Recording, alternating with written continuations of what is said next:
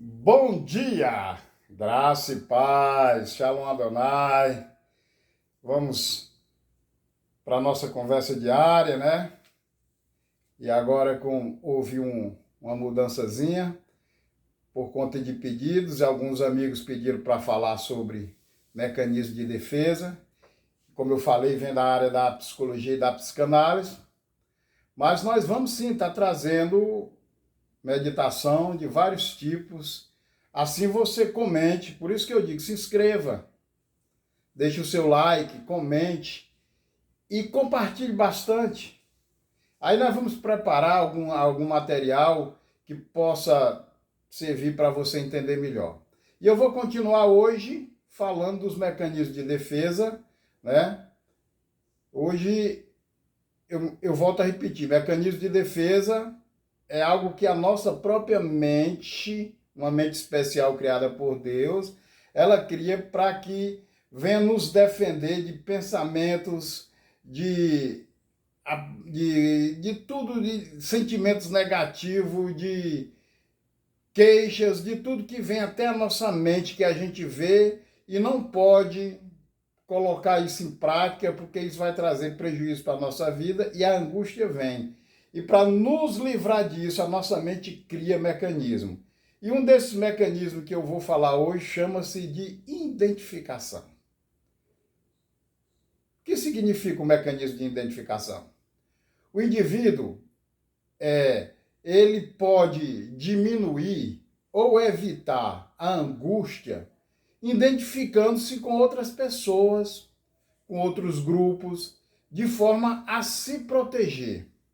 Por exemplo, uma pessoa que sofreu um recente fracasso, seja ele qual for, na área financeira, na área amorosa, né, na família, ele pode se identificar com o triunfo de outras, como se o triunfo fosse dela. Tá entendendo? Pessoas que fracassaram, mas aí se identifica com o sucesso dos outros, ela começa a se identificar como se fosse ela que não fracassou, mas que está no sucesso quando ela se identifica com outras pessoas, sabe? Então a angústia do seu próprio fracasso não vai trazer angústia, medo e depressão. E isso foi criado pela mente dela sem que ela percebesse. Outra coisa, também a identificação também traz ameaças externas ao eu podem ser reduzidas quando a pessoa vê essas ameaças voltadas para um grupo mais amplo, a qual se identifique e não apenas a ela, sabe? Tem pessoas que identificam ameaças externas e não sabem se defender, ficam angustiadas. A gente vê muito isso na época da escola, na adolescência, né? Os bullying, a gente não é aceito pelo grupo e tal, muitas vezes porque somos cristãos, muitas vezes porque somos uma família do modelo mais antigo, como eles dizem, e há aquela situação de desprezo, você não é aceito. Então as pessoas começam a se identificar com um grupo maior, né? E ela procura, que a gente chama de tribo, para que ela não venha sofrer esse tipo de rejeição. Por isso, nós temos tendência de fazer algo que consideramos perigoso quando estamos em grupo. Assim, o sentimento de culpa e angústia, né? Da ação que nós estamos fazendo, ele se divide no grupo inteiro, tá? Muitas vezes nós procuramos um grupo que age daquela maneira, dos sentimentos vêm na nossa cabeça, as ideias, nós sabemos que se nós agirmos dessa maneira, seremos prejudicados, né? Pela família, pela sociedade. Então nós nos unimos a um grupo, se identificamos com um grupo, porque esse grupo faz aquilo que eu gostaria de fazer e não posso, não é permitido. Então, muitas vezes eu me junto a esse grupo, porque se acontecer algum problema, é dividido para o grupo inteiro. E muitas vezes eu posso culpar o grupo. Não, eu estava com eles, mas não era eu. No entanto, a vontade de estar com eles existia, sabe? Por isso que muitos jovens se identificam com aqueles grupos de roqueiro, de funkeiro, sabe, na minha época, dos punk. E o jovem procura uma tribo na qual ele possa colocar para fora aquilo que está na mente dele, que vem e ele sabe que só ele não pode agir daquela maneira. Então, ele se identifica com outros grupos. A maior parte das identificações ocorrem no mundo da fantasia. Isso é fato. Temos como exemplo a criança que se identifica com o seu herói favorito. Você sabe disso, né? Tem criança que se identifica com o Homem-Aranha, com o Batman, né? A maioria das crianças com o Homem-Aranha, né? E com outros heróis favoritos. E tem as jovens, as moças, que se identificam com as atrizes de novelas, de filme, né? E querem ser como elas.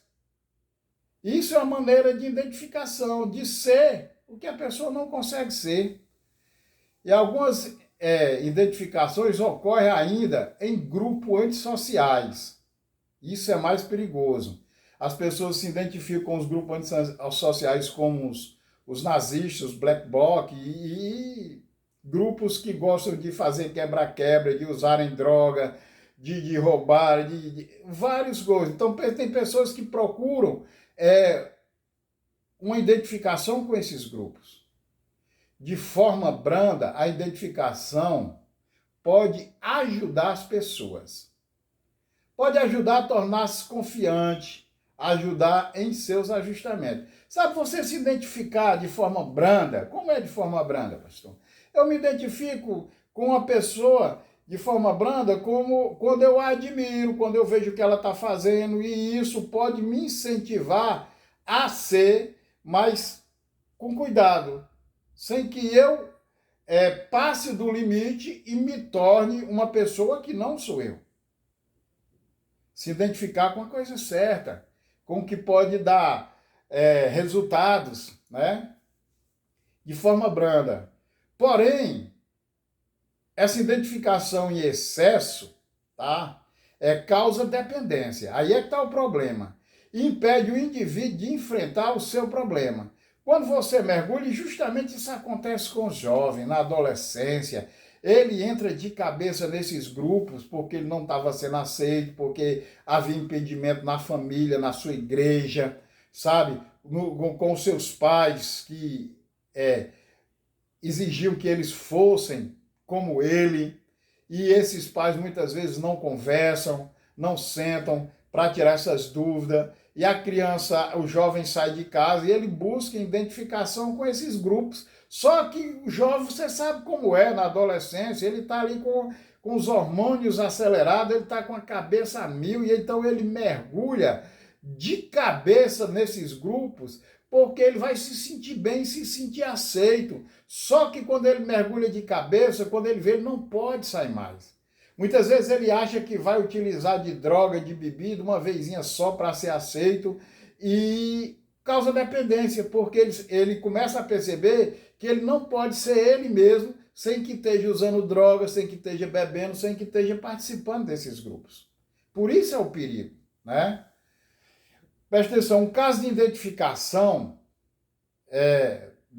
defensiva é a identificação em que o agressor, certo? Onde o indivíduo procura se identificar com a pessoa ou com um grupo que o ameaça, sabe?